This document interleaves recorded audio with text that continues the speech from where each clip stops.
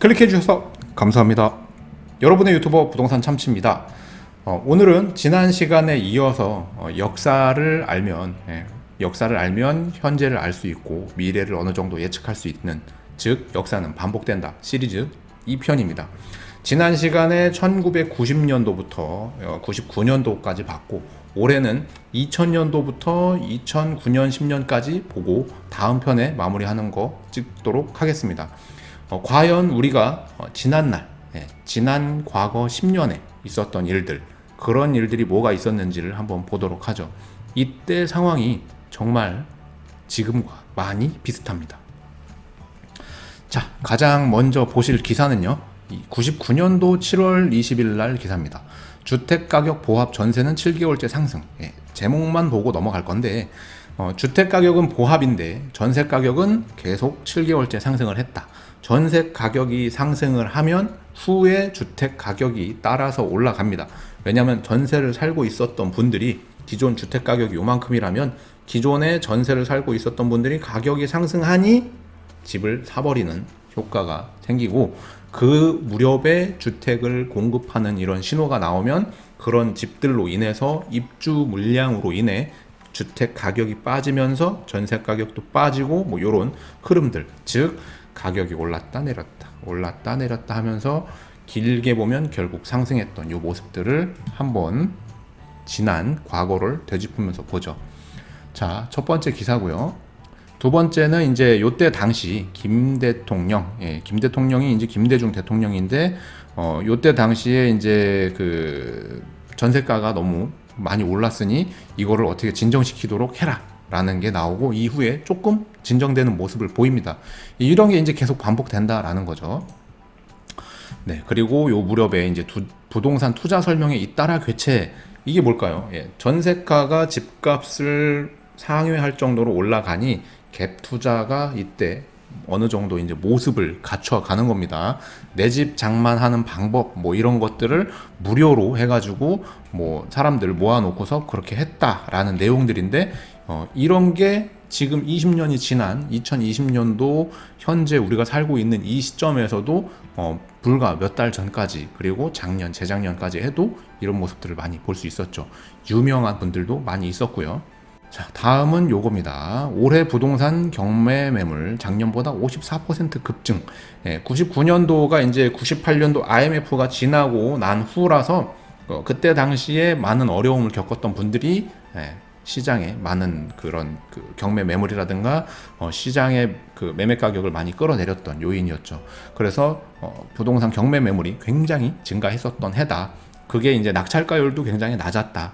그런 내용들이 담겨 있습니다. 요거는 이제 20년도, 그러니까 2000년도인 거죠. 2000년도에 나온 건데, 건설업체 미분양 아파트 판촉전 치열이라고 나옵니다.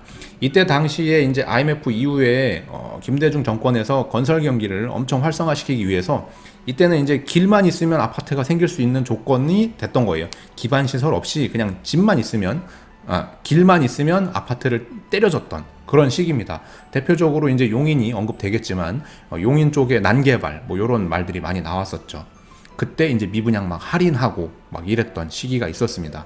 우리가 과거 20년 전으로 돌아간다라면, 이때 엄청난 아픔을 겪고 그때 집을 누가 사냐라고 했었던 그 시기인데, 그때 만약에 지금처럼 기회가 된다면 집을 굉장히 많이 사뒀겠죠. 그리고 요거는 이제 5월쯤에 나온 건데, 서울 아파트 매매가가 이제 요때 조금 이제 반등한다라는 내용입니다. 그리고 요거는 6월 달에 아파트값 2년 새에 10에서 15% 상승했다. 가격이 IMF가 지나고 2000년이 되니 불과 한 2년 정도 흐른 후, 2년 반 정도 흐른 후부터 97년으로 따지면 한 3년 정도 된 후부터 이제 집값이 조금씩 계속해서 꿈틀꿈틀하면서 상승을 보이는 거죠. 중간에 신도시에 미분양도 나고 전세가도 폭등하고 이런 과정을 거쳤고요. 그리고 요거는 이제 계약 만료 경과된 전세금 올리려는데 라는 내용이 나와 있습니다. 99년도 3월에 뭐 3.3만 원에 살았던 분들이 이거를 갱신해 가지고 산다. 요런 내용들이 이제 후에 법으로 뭔가 이렇게 또 체계적으로 바뀌는 내용들이 나옵니다. 이게 2001년 4월 달에 나왔던 기사고 주택시장 불안하다. 2001년 7월에 나온 겁니다. 서울, 강남, 목동, 분당 등 인기 주거지역을 중심으로 품귀 현상을 보이며 가격이 급등하고 있는 전셋값이 매매 가격을 밀어 올리고 있다. 예.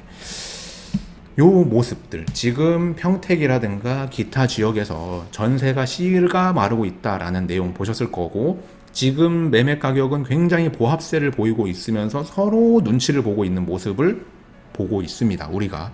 그럼 이후에 과연 이후에는 어떤 모습이 나올까요? 여러분들이 누누이 또 말씀드리지만 전세를 살면 안 된다라는 말을 여기 기사에도 나옵니다. 전세를 사는 거는 정말 임시 방편으로, 내가 집도 있고 가진 게 많아서 단순히 그냥 그거를 임시 방편으로 살기 위해서는 괜찮으나, 시간이 지나고 나면 전세 사는 사람들은 한 번도 이 부동산 시장에서 이긴 적이 없습니다. 네, 요것도 이제 2001년도 8월에 강남 전세 씨말랐다. 저밀도 재건축 본격화, 값뛰고 품귀. 네, 요것도 이제 제목만 보고 넘어갈 건데 내용은 저는 대충 읽어봤지만, 여기 중요한 게 이제 전세가 씨 말랐다. 그 후에 가격이 오른다. 집 살까 기다릴까 전세 대란 쏙값 폭등 우려. 2001년도 8월에 나온 기사입니다. 집을 살까 말까 우리가 늘 고민하는 주제인 거죠. 요거는 20년 전에도 똑같이 고민했다라는 거를 참고하시길 바라겠습니다. 그리고 다음에 찍을 10년 그리고 현재도 늘 이런 건 반복되고 있습니다. 그래서 역사는 반복된다라는 거죠. 살까 말까 했지만 결국에 이때 전세를 살았던 분들은 또 후회를 하고 있겠죠. 그리고 요게 이제 2001년도 11월에 가계대출 꾸준히 증가한다. 이 말도, 가계대출이 꾸준히 증가한다라는 말도 우리가 귀에 뭐 거의 딱쟁이 앉을 정도로 들었던 내용인 겁니다. 가계부채 증가, 가계부채 증가로 좀 바뀌었죠. 가계대출이라는 말이. 요런 말들 반복되고 있는 겁니다. 그래서 반복되고 있는 걸 어느 정도 캐치하게 되면 우리가 다음 패턴을 읽어볼 수 있는 겁니다. 가계대출은 특히 전셋값 상승으로 인해 주택 수요가 늘어나 주택담보대출이 여전히 가파른 증가세를 보이고 있다. 한국은행 관계자는 시장 금리가 하락하고 금융권 가계대출 경쟁이 심화함에 따라 당분간 가계대출은 증가세를 이어갈 것으로 내다봤다. 이후에 나올 거는 이제 가계주택이 이제 대출이 증가하니 이거를 묶어놓는 이런 정책들이 나오겠죠. 지금처럼요. 내년 집값이 5.8% 오른다. 국토연구원 전망해서 2001년도 12월에 나온 겁니다. 그래서 집값이 이제 떨어지는 걸 멈추고 내년부터는 본격적으로 상승한다라는 내용인 거죠. 내년이라는 게 2002년을 얘기하는 겁니다. 우리는 지금 2020년도에 있는 거고요. 우리는 지금 과거의 기사를 지금 가져다가 보고 있는 겁니다. 왜냐? 이 반복되는 모습들을 이랬구나라는 걸 알기 위해서예요. 흐름을 캐치하기 위해서입니다. 자, 요것도 이제 2002년으로 지나갔습니다. 서울 가양 등촌동 아파트 가격 상승, 올 들어 2천만 원 오름세 이렇게 나옵니다. 가격이 올랐다라는 것만 맥락을 짚고 넘어가죠. 그리고 요거는 이제 작년 서울 전셋값이 23.4%가 올랐다. 2001년도에 전셋값이 23%가 올랐다. 그 후는 전셋값을 23%가 올랐다라면은 23%만큼 내가 추가적으로 집주인한테 돈을 무차임으로 빌려주는 겁니다. 과연 전세를 사는 게 조금 낡은 집으로 가서 집을 가지고 있는 것과, 물론 그 집이 위치가 조금 더 좋으면 좋겠죠. 그런 집을 가지고 있었을 때와 전세를 살면서 뭔가 좀 새로운 집에 살고 있었던 거를 선택해야겠지만, 전세를 살면서 내가 얻을 수 있는 게 별로 없다라면 잘 고민해 봐야겠죠. 요거는 이제 5월쯤에 나온 건데, 신도시 매매 전셋값 10에서 20% 동반 하락. 신도시, 평택도 2기 신도시인데, 신도시의 주택 공급이 일시적으로 몰리면 매매값뿐만 아니라 전셋값도 일시적으로 하락합니다. 2019년도 평택의 모습이었던 거죠. 그게 불과 1년이 지난 현재 모습, 그리고 앞으로의 모습들을 예측하기 위해서 우리가 이런 영상을 보고 이런 말을 귀담아 듣고 하는 겁니다. 물론 제가 맞는지는 모르겠습니다만 참고할 수는 있지 않을까요? 그리고 이게 이제 2000년도 8월에 나온 겁니다. 임대차 개정 요구. 전세나 월세를 살고 있는 서민들 보호하기 위해 81년에 제정된 것이 바로 주택임대차 보호법이다 해서 요거를 이제 개정하자가 이제 2002년도에 있었고 현재 요게 또 한 번 개정이 된 겁니다. 뭔가 역사가 반복되고 있지 않나요? 네. 임대차 보호법이 개정되고 그 후에 나타나는 흐름들은 지금 전세 가격에 임대인들이 밀려오는 세금을 들어오는 세입자한테 눌러서 전가시키는, 그런데 매매가는 살 사람이 없으니 오르지 않고 전세가가 올라가는 모습들 볼 수 있다라는 거죠. 올 아파트값 14% 상승, 12년 만에 최고치 기록. 이게 2002년도 9월입니다. 2002년도 9월의 모습을 봤을 때 전체적으로 아파트 가격이 14%가 올랐다. 당연히 전세값도 올랐겠죠. 그런 내용들이 여기 쭉 나옵니다. 아파트 값은 90년 과열을 거쳐 91년도에서 93년도 3년 연속 내림세를 보이다가 94년도 4.3% 잠시 상승한 뒤 95년도 마이너스 1.5%를 하락했으나 96년 7.6%와 97년 8.2% 상승 행진을 이어갔다. 이후 외환위기 직후인 98년도 마이너스 18.4%, 99년도에 마이너스 13.5%의 급락하는 양상을 보였다. 그러나 2000년도 들어서 1.4%, 2001년도에 7.9% 등 재작년부터 오름폭이 커지면서 최근 3년간 계속 상승세를 보였다. 네, 여기 지금 하락한 게 나오죠. 98년도, 9년도, 그리고 95년도. 이런 하락이 폭락이 될 수도 있고, 뭐 부동산이 이제 하락했다라는 거에 모든 걸 배팅하기에는 상승했던 기간이 너무 길다라는 겁니다. 지금 부동산 가격이 평택의 아파트라든가 뭐 이런 가격들이 보합을 보이고 있는데 이 보합도 하락한 거와 마찬가지 효과가 있는 거거든요. 여기서 뭔가 더 드라마틱하게 부동산 가격이 떨어질 것 같다라는 거에 베팅하기보다는 일정 부분 내가 필요한 집을 사놓고 지켜보는 게 오히려 전세를 사는 것보다 나을 수 있습니다. 왜 그런 거 하니? 여기 보면은 이제 2002년도에 이제 노무현 고 노무현 당선자분께서 이제 부탁하는 뭐 이런 기고문을 남겼는데 뭐 내용은 뭐 이런 거 저런 거 바란다라는 내용인데 그냥 넘어가겠습니다. 그리고 나서 노무현 정권이 되면서 열린우리당의 그 노무현 정권이 되면서 집값과 뭐 전셋값이 동시에 빠지는 모습을 일시적으로 보입니다. 기존의 김대중 정권부터 해가지고 노무현 정권 초기부터 해가지고 그 정권 내내 부동산 규제 지금 문재인 정권 때처럼 규제 23번인가 4번 나온 그 규제들 많이 닮아 있습니다. 하지만 그 이후 지금은 가격이 쭉 규제에도 불구하고 올랐는데 그 규제의 효과가 나타날 무렵에 98년도에는 IMF가 오고 2008년도에는 금융위기가 오고 지금 2020년도에는 이 코로나 사태가 터지면서 빠지는 거에 가속도를 붙일 수는 있겠지만 그 바닥을 잡으려고 하다가는 타이밍을 놓칠 수가 있는 거죠.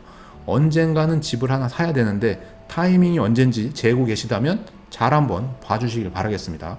제목은 이렇고 내용을 보게 되면은 국토연구원은 29일 최근 주택시장 여건을 반영한 주택경기 계량 모형 분석 자료와 전문가의 의견을 토대로 이 같은 내용의 내년 집값 전망을 발표했다. 그래서 내년에 집값이랑 전세값이 빠진다.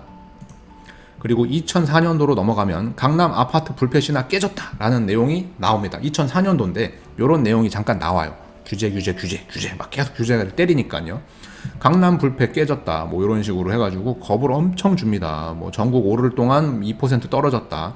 특히 전세가는 IMF 이후 처음으로 전국적인 하락을 기록해 평균 마이너스 2.76% 떨어졌다. 노무현 정권 초기 때 이랬어요. 초기 때. 근데 그 후에 어떻게 됐죠? 뭐 판교니 뭐니 하면서 천당 밑에 분당이라고 뭐 이런 식으로 그런 내용들이 여기 쭉 나옵니다. 그리고 나서 한국의 부총리 부동산 수요 억제책 지속. 지금과 비슷하죠. 부동산 수요 억제책, 다주택자들 옥죄는 이런 정책들, 뭔가 대출 규제를 하고 뭐 취득세, 뭐 보유세, 양도세 모든 부분을 그리고 임대차 보호법까지 통합으로다가 이게 이때 당시에 정권이 우연히도 이제 같은 그 민주당 쪽에서 했기 때문에 이럴 수 있겠다라고 하지만 그거는 또 아닙니다. 이명박 정권이라든가 그 전에 그 노무현 정권과 또 한나라당 출신의 그 분들하고 이렇게 대립했을 때 당시에는 한나라당 측에서 집값이 너무 올라가니 김대중 정권 때 그런 그 부동산 폭등을 불러왔던 것들을 잡기 위해서 집값을 죽이겠다라는 정책을 들고 나왔기 때문에 정권이 어떤 정권이 하든 간에 흐름은 이렇게 파도가 치듯이 움직이고 있는 겁니다. 누가 하든 마찬가지란 얘기인 거죠. 예, 보게 되면 뭐 그런 내용입니다. 수요 억제를 하겠다. 오는 2010년에서 12년 주택 보급률이 110%를 넘어서기 전까지는 특정 지역에서 초과적인 자본 이득을 보는 것을 막기 위해 수요 억제 정책을 펴야 한다며, 이를 통해 정부는 경제 주체들의 본연의 경제 활동에 치중하고 재원이 과도하게 부동산 시장에 집중되는 것을 막을 것을 강조했다. 예. 요때도 요랬고 10년 후에도 그렇고 지금 20년이 지난 지금 또 이러고 있습니다. 투기 열풍, 금리 탓 공방. 지금 저금리죠. 예, 이때도 이제 금리 탓을 합니다. 뭐 꼴금리, 주택시장 증감률, 경제 성장률 뭐 해가지고 이때 당시에 하느니 선제적으로 금리를 올려야 되는 거 아니냐? 뭐 이런 식으로 막 기사가 나왔습니다. 예, 금리 인하가 부동산 가격을 유발하는 효과는 지속되고 있다고 덧붙였다라고 나오지만, 이때 당시 금리가 우리가 생각하고 있는 지금처럼 0.5%의 금리가 아니라 막 여기 뭐 보면은 2003년 5월 하느니 콜금리를 4.2에서 4%를 내릴 때는 이미 금융당국이 가계 및 신용대출 등의 부작용 등을 우려해 조치에 나선 상황이었다. 4%대 금리입니다. 근데 부동산 시장이 난리가 났던 거예요. 그런 내용들 담겨 있습니다. 그리고 요거는 강남 집값 매매 뛰고 전세 기고라는 건데, 집값은 떨어졌다 올랐다 떨어졌다 올랐다 하면서 늘 말씀드리지만 장기적인 곡선으로 보게 되면 요렇게 우상향, 밑에 중간에 이렇게 왔다 갔다 할 수 있지만, 길게 보고 접근하신다면 내 집을 지금 1주택으로 내 집을 하나 가지고 있다면 최소한 그 집이 새 집이라면 10년 동안 괜찮은 위치에 있는 집이라면 크게 손해보진 않는다는 내용인 거죠. 중간에 뭐 일시적으로 떨어질 수는 있겠죠. 보면은 강남 전체를 보면 2002년부터 아파트값은 54.6%가 올랐지만 전세는 1.6% 오르는데 그쳤다. 무려 34배 차이가 있다. 집값 대비 전세가는 2001년 60%에서 지난달 42%까지 떨어졌다. 이게 집값은 올랐는데 전세값은 안 올랐다는 얘기거든요. 이 이후에 일어나는 일은 뭘까요? 전세가가 올라가겠죠. 그래서 전세를 산다. 내가 적은 금액으로 전세를 산다. 그게 과연 올바른 선택일 것인가? 차라리 그 돈에 조금 더 보태서 조금 못한 집을 사는 게 낫지 않았나? 그런 게 이제 담겨 있습니다. 전세값 상승, 보유세 증가 폭 넘어 2005년도에 831 대책으로 보유세가 대폭 증가하게 됐지만, 이 보유세를 세입자한테 전가시켜서 전세가가 올라갑니다. 발표 후 급등한 전세 가격으로 인해 임대 수익이 보유세 증가폭을 따라잡고 있는 것으로 나타났다. 이게 인간의 생리고 지금 일어나고 있는 거. 이 기사가 언제 기사라고요? 2005년도, 15년 전 기사입니다. 15년 전 기사. 지금 일어나고 있는 이 일들이 15년 전에도 있었던 일이고 과거에도 있었고, 그리고 우리가 뭐 좀 더 멀리 내다볼 거 없이 가까이에 있을 때도 있었던 일들이 똑같이, 똑같다라고 하긴 좀 뭐하지만 비슷하게 흘러가고 있는 양상을 보입니다. 요거는 2005년 12월인데 협박성 부동산 대책이 안 통한다라는 겁니다. 뭐 831 대책부터 해가지고 이때 당시에도 각종 대책들 쏟아내면서 부동산을 뭐 여기 부동산 투기를 잡겠다고 시장을 협박하고 있다 하는데 계속해서 했는데, 요때 잠시 주춤합니다. 몇 개월 동안. 요런 것들이 어느 정도 몸에 배고 뭔가 빠져나갈 구멍을 생각해내고 뭔가 이제 우리가 뭔가 돈을 버는 이런 시스템 속에서는 수학적으로 뭔가 계산해가지고 조금이라도 단 1%라도 이익이 나면 움직이는 게 바로 돈이거든요. 그런 거를 인위적으로 법으로 지금 뭐 취득세 뭐 이런 세금이라든가 이런 인위적으로 막는 건 한계가 있다라는 걸 보여줍니다. 그리고 나서 요게 2005년도인데 요게 이제 2005년 오락가락 정책, 집값 안정, 산 넘어 산, 831 대책, 투기, 잠재울 뭐 해가지고 쭉 나오는데, 요거가 이제 조금 이런 식으로 가다가 터진 게 2008년도 금융위기가 터지는 거죠. 그런 내용들. 이런 대책만으로는 불안을 잠재우기가 어렵고, 잠재우더라도 일시적이다. 정부에서 얘기하는 거는 늘 뭐 다 됐다 뭐 이런 식으로 얘기하지만 실질적으로 시간이 지나면 그렇지 않더라. 요건 12월에 정책 엇박자로 집값만 두 자릿수 고공행진. 되돌아본 2005년 부동산 시장. 올 한해 부동산 시장은 한마디로 온탕과 냉탕을 오갔다. 주택시장은 당초 안정을 보일 것이라는 예상을 비웃기라도 하듯 지난 5월부터 판교발 집값 상승이 강남과 분당 등으로 급속도로 번지면서 아파트 가격이 급등세를 보였다. 요게 이제 풍선 효과라는 거죠. 서울을 누르니 그 주변이 부풀어 오르는 풍선 효과가 이제 하다 평택까지 왔었던 건데, 그게 지금 다시 뭔가 규제로 묶으면서 일시적으로 지금 보합을 그리고 있는 게 지금 6, 7, 8, 9 한 4개월째 쭉 지금 보합권을 그리고 있습니다. 물론 일부 단지들은 가격이 빠졌고 또 일부 단지들은 신고가를 경신도 했지만요. 평택만 놓고 봤을 때요. 물론 서울을 그리고 전국적으로 봤을 때는 비슷한 양상을 보입니다. 어느 단지는 신고가를 찍고 어느 단지는 가격이 보합을 유지하거나 빠지고, 하지만 그 와중에 전세가는 올랐다. 이건 2006년도에 이제 열린 시장과 그 장애물들, 직장인들 부동산 스트레스라는 얘기가 나옵니다. 여기 보면은 그 직장생활 20년째인 회사원 최모 씨는 무주택자다. 요즘 갈수록 내 집 마련 꿈이 요원해지는 것 같아 답답하기만 하다. 자신이 지금 살고 있는 30평대 아파트의 전세금은 2억 2천만 원, 천정부지로 치솟는 서울의 집값을 사기에는 턱없이 부족한 액수다. 그도 지난해 초까지는 요즘 인기 지역 중 하나인 서울 뚝섬에 집을 가지고 있었는데 이거를 팔자마자 집값이 뛰기 시작해가지고 지금은 내가 전세를 살고 있는데 그 전세금이 계속 오르는 거를 피부로 느끼면서 집값도 같이 뛰는 거를 눈물로 보고 있다라는 그런 내용이에요. 2006년도 기사입니다. 14년 전 기사인 거죠. 2006년 실현에서 배운다. 부동산 정책 헛발질의 전국민 스트레스. 뭐 이런 식으로 나옵니다. 아파트 매매가가 21%, 전세가가 7.3% 폭등했다. 이런 기사들. 집값이 떨어졌다 올랐다 하는데 지금처럼 집값이 보합도 그리고 또 집값이 어느 정도 떨어지는 모습도 조금 몇 천만 원이라도 몇 백만 원이라도 떨어진 거는 사실이니까요. 신고가도 나오긴 했지만 어쨌든 떨어진 집들은 떨어졌습니다. 그리고 전세가는 지금 올라가고 있습니다. 이거를 마냥 집값이 더 떨어지기를 기다리고 계신다라면은 그 기간은 굉장히 한정적이고 짧은 기간이 되실 것 같아서 이런 영상을 지금 계속 만들고 있는 겁니다. 제가 다른 영상에서 말씀드린 것처럼 많은 다주택자와 법인들이 내년 6월 전까지 물건을 정리하는 그 시기 이후에는 어떤 흐름이 나올지, 과연 과거처럼 이런 흐름이 나올지, 그리고 새로운 역사를 쓰게 될지는 봐야겠지만 어찌됐든 지금 무주택자고 뭔가 내가 집이 필요하다라면 적정한 가격에 좋은 위치에 있는 집이 나온다라면은 매수를 망설일 필요는 없다고 생각이 됩니다. 요것도 이제 2006년도 12월에 나온 건데, 세입자 바뀌어도 전세값 인상 5%로 제한. 2006년도에 요런 내용이 나왔어요. 지금하고 임대차 보호법 3법 뭐 요런 거하고 내용이 비슷하죠. 2006년도에 나온 내용입니다. 지금 나온 내용이 아니에요. 열린우리당이 그때 당시에 추진했던 내용인 겁니다. 그리고 요거는 2006년도에 연이은 고강도 돈줄 재기, 아파트값 꿈틀거림 심상치 않다. 이 돈줄 재기가 지금과 같은 겁니다. 은행의 대출이라든가 뭐 이런 거를 죄는 거죠.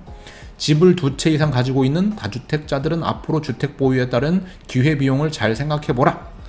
야, 이 얘기 저도 많이 했고, 많은 유튜버들도 많이 했고 기사에서도 많이 나왔는데 2006년에도 이런 얘기가 있었네요. 국세청장의 이례적 제한, 다주택자 집 팔아서 돈 못 번다. 그리고 금융당국 부동산 돈줄 재기, 연이은 고강도 대책, 이런 식으로 나오죠. 집만 가지고 대출 받기란 사실상 불가능. 이거 지금 비슷하지 않습니까? 거품 붕괴 현실화되나, 서울 강북 지역과 강남 일부 집 내놔. 이게 2006년도에 이런 식으로 돈줄을 쟀다. 수요를 좀 억제하는 정책들을 펼쳤다라는 내용인데, 이 이후에 2006년도 이후 7년도에 금융위기가 오면서 집값이 또 일시적으로 쿵 하고 떨어지죠. 요게 이제 2007년도 이명박 대통령이 당선됐고 서민들 먹고 살기 힘드니 경제 살려달라 해가지고 쭉 나옵니다. 그래서 2007년도에 이제 이명박 정권으로 바뀌면서 다시 부동산이 다른 방향으로 바뀌려고 하는 그 찰나에 금융위기가 터지면서 집값이 주저앉고 그 주저앉은 집값을 살리기 위해 또 기존에 규제했던 정책들을 하나하나 제거하면서 다시 상승 흐름으로 바꾸는 모습이 나오죠. 부동산 경기 언제 살아날까 2008년도에 나온 내용입니다. 2010년 이후 가능성 전셋값 상승 체크 필요. 2010년 이후에나 집값이 다시 올라갈 것 같다라는 내용들인데 미국발 금융위기 여파가 우리나라 실물 경기를 짓누르면서 대표적인 안전자산으로 여겨지던 부동산 시장도 위기를 맞고 있다. 그래서 집값이 이때 당시에 막 10% 20%씩 빠집니다. 뭐 어떤 집은 막 50%씩 떨어진 적도 있어요. 근데 그 집을 팔고 내가 뭔가 다른 걸 해보려고 했던 분들이라든가 그 집이 좋은 위치에 있는데 불구하고 그 집을 뭐 정리했던 분들은 시간이 지난 후에 땅을 치고 후회를 하시는 거겠죠.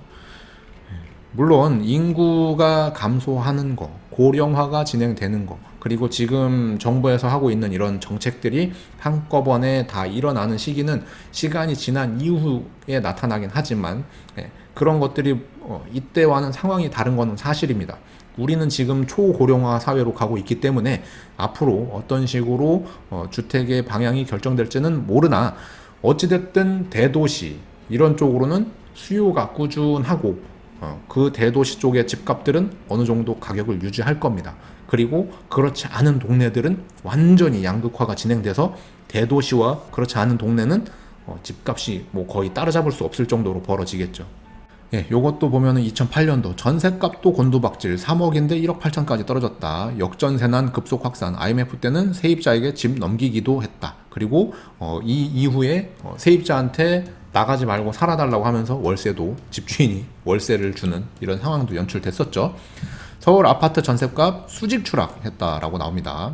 12월 첫 주 전국 아파트 값은 지난주보다 낙폭을 마이너스 0.14포인트 확대하며 마이너스 0.37% 하락하며 6년 내 최대 낙폭을 기록했다. 서울의 하락폭은 마이너스 0.65%이며 전주보다 2배 이상 커졌고 신도시, 경기, 인천 등도 전셋값이 떨어졌다. 이런 식으로 나옵니다. 신도시도 추풍낙엽, 집주인이 돈 빌려 보증금 돌려주기도 라는 식으로 나오죠. 이 이후에 나왔던 정책은 또 뭘까요? 미분양 주택이라든가 뭐 이런 임대사업자들한테 각종 혜택을 또 지원합니다. 이건 2009년도 주택시장 결산, 강남권 중심 전셋값 폭등. 시간이 지나고 금융위기가 어느 정도 이제 흘러가면서 전셋값이 다시 폭등합니다. 막 50%씩 떨어졌던 전셋값이나 집값이 회복하는데 불과 1년, 2년밖에 안 걸리는 거예요. 보게 되면은 올해 주택 전세 시장은 성수기와 비수기와 상관없이 뜨거웠다. 전적으로 주택 공급과 수요 차이를 움직이는 전셋값은 올 들어 큰 폭으로 오르며 매매가 상승률을 넘어섰다. 신규 입주 물량이 집중된 수도권 남부 등 일부 지역을 제외하고는 줄곧 상승세를 유지했다. 반복되고 있지 않습니까? 전세가 상승, 그 다음 매매가 상승, 다시 하락, 다시 전세가 상승, 매매가 상승, 하락. 지금이 우리가 지금 보고 있는 이 시장이 전세가가 상승하고 있는 시장이라면 그 다음 패턴은 매매가가 상승하고 그 이후에는 하락하겠죠. 그래서 우리가 어느 포지션에 집을 살 거냐. 근데 저는 만약에 집을 살 거라면 지금도 상관없고 뭐 1, 2년 후에 사도 상관없습니다. 언젠간 집을 사야 된다라는 건 변하지가 않습니다. 그리고 그 집을 내가 좋은 위치에 가지고 있다면 그 집값은 어느 정도까지는 꾸준히 유지한다, 올라간다. 다만 뭔가 고령화라든가 이런 것들을 감안했을 때 인구가 유입되고 있는 평택이라든가 뭐 이런 데가 오히려 안전하겠죠. 인구가 빠져나가는 동네보다는요. 2009년도 12월 29일까지 그런 기사들을 쭉 봤습니다. 오늘은 2000년도에 과연 어떤 일이 있었는지 그런 거를 한번 쭉 봤습니다. 2000년도부터 2010년도까지요. 우리가 지금 알고 있는 2020년도에서 불과 10년 전 모습들입니다. 그런 모습들이 그때 당시에 있었던 일들을 우리가 한번 되짚어 보면서 앞으로 어떤 일들이 전개될지를 예측해보는 시간 어떠셨나요? 오늘 영상도 여러분들께 도움이 됐기를 바라겠습니다. 다음 영상은 최근 10년치 2020년도 오늘날까지 영상들을 보면서 그런 영상들을 보고 예측하고 다음 패턴이 어떻게 나올지를 한번 보는 영상으로 이 영상을 3부로 마무리 짓도록 하겠습니다. 여러분들께 좀 더 도움되는 영상을 만들기 위해서 항상 노력하는 부동산 참치가 되겠습니다. 영상이 도움되셨다면 구독과 좋아요, 알림 설정 부탁드리겠습니다. 그리고 후원해주시는 멤버십 회원님들께 다시 한번 감사하다는 인사 드립니다. 오늘도 영상 끝까지 시청해주셔서 대단히 고맙습니다.